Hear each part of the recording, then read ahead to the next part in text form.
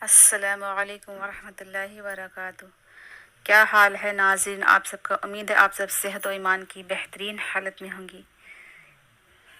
معاف کیجیے گا، ایک طویل وقفے کے بعد میں آج آپ کے سامنے آئی ہوں، کیونکہ درمیان میں میرے والد صاحب اس دار فانی سے کوچ کر گئے تھے۔ اللہ تعالیٰ انہیں جنت الفردوس میں جگہ عنایت کرے، آپ سب دعا کریں۔ اور درمیان میں کچھ مصروفیات بھی آ گئی تھی، اب انشاءاللہ یہ سلسلہ جاری ہوگا۔ رمضان المبارک کی تیاری شروع کیجیے۔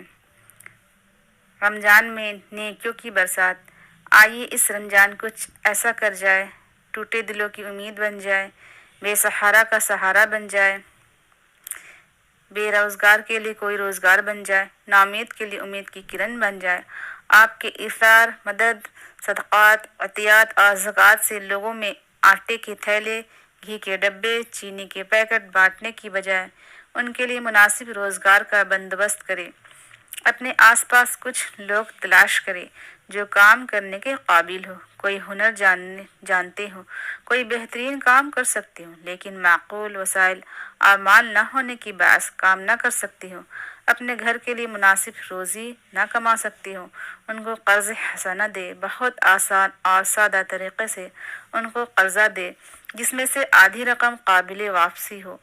اس سے ان کو ان کی اہلیت کے مطابق بنیادی درجے کا کام کاروبار شروع کروا دیا جائے۔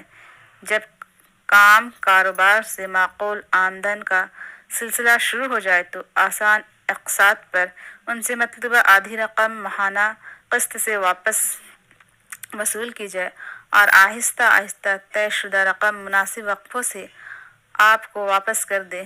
اس رقم کو مزید آگے لوگوں کی بہبود کے لیے استعمال کیا جائے اور یہ سلسلہ چلتا جائے۔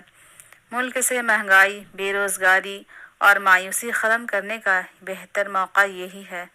یہ لوگ اپنے لیے خود کمانے کے قابل ہو جائے اور اوروں کے آگے ہاتھ نہ پھیلائے، آپ کے لیے برکات اور صدقہ ذریعہ بن جائے۔ جلدی کریں، نیکی کا یہ موقع شاید آپ کی دنیا اور آخرت سنوارنے کا ذریعہ بن سکتا ہے۔ جزاکم اللہ خیرا کثیرا۔ السلام علیکم ورحمۃ اللہ وبرکاتہ۔